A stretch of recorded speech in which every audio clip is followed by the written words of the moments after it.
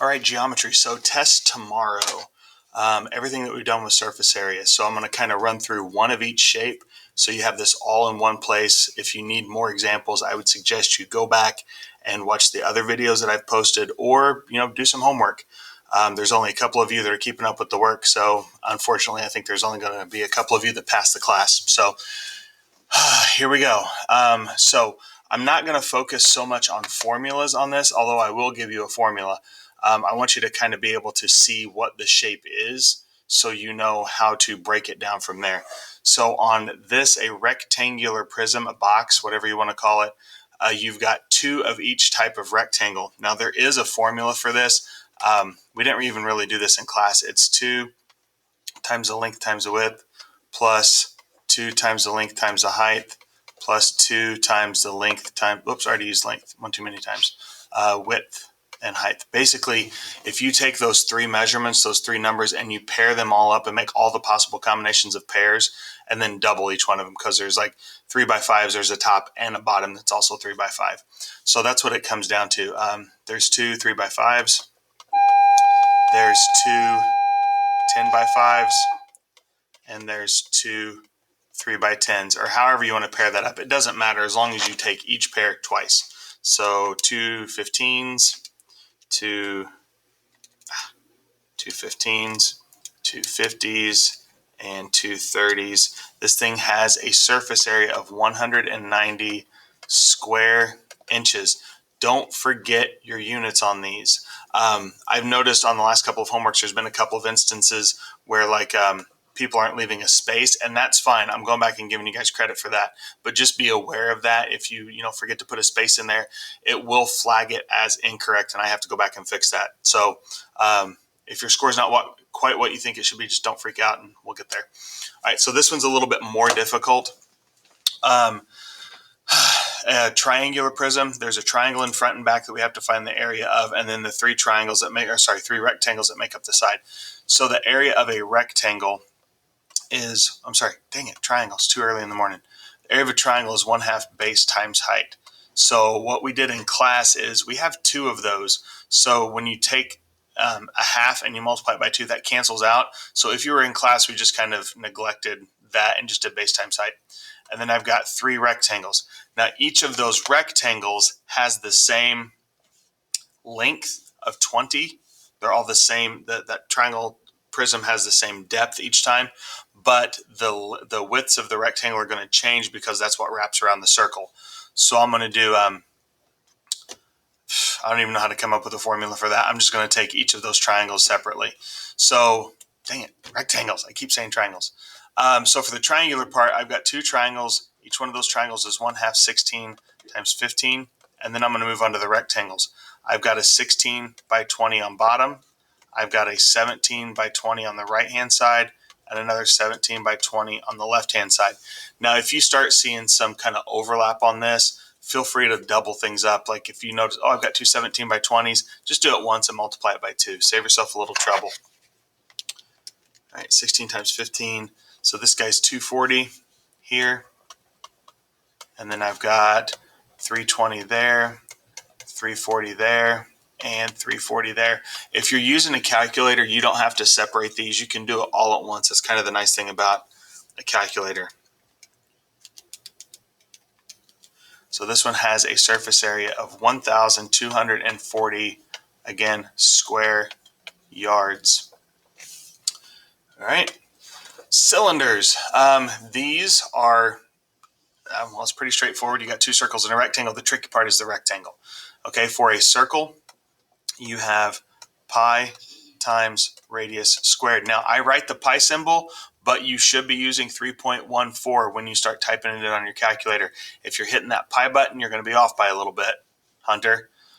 So the rectangle.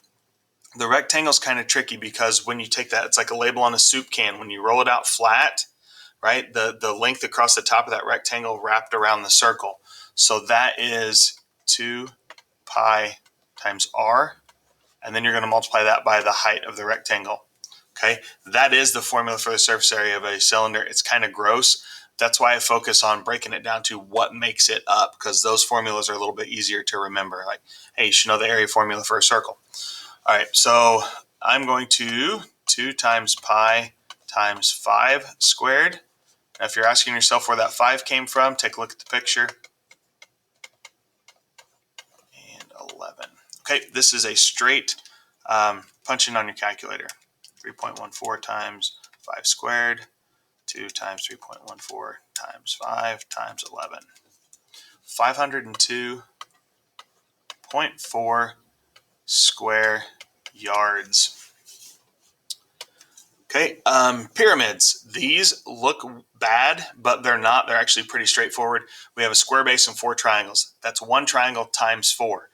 It's not 4 separate triangles because they are all the same size because the base is a square, right? There are rectangular based pyramids. We're not messing with those. So I've got a square base.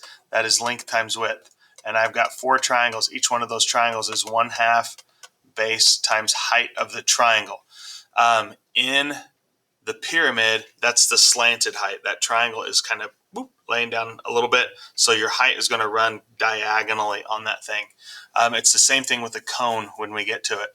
So my square is a 4x4, and then I have 4 triangles. Each triangle is 1/2. The base of the triangle is 4. The height of the triangle is 10. So that is 96 square yards, right? 4 times 4 was 16. That was 2 times 2. Yep. 96 square yards. All right. This one definitely doesn't have a formula. It's kind of gross. You've got a circle, and then if you go back and watch the video that I posted the first time, there's this weird kind of quasi-circular thing that folds around the side and makes the actual funnel part of the cone. So the circle here, we know the area of a circle is pi times r squared. And then the weird shape, the formula was pi times r times L, where L is that slanted height. The L stands for lateral. So if you want to throw that in your vocabulary. So this is pretty straightforward if you have those 2 measurements. So I'm going to throw in pi. Again, 3.14, not the pi button. Pi times 9 squared plus pi times 9 again times 19. So 3.14 times 81 plus 3.14 times 9 times 19. 791.3 square feet. All right, and forgot my spheres. Spheres. The reason I put question marks there is because it's hard to explain what the net of this thing looks like. If you cut it and lay it out flat, it doesn't really look like anything, but there is definitely a formula for the surface area of a sphere. It is 4 times pi r squared. Okay, so I'm going to take 4 times pi times 7 squared. Again, if you don't know where that 7 came from, look at the picture. We're kind of past that, guys. So 615.4 square inches.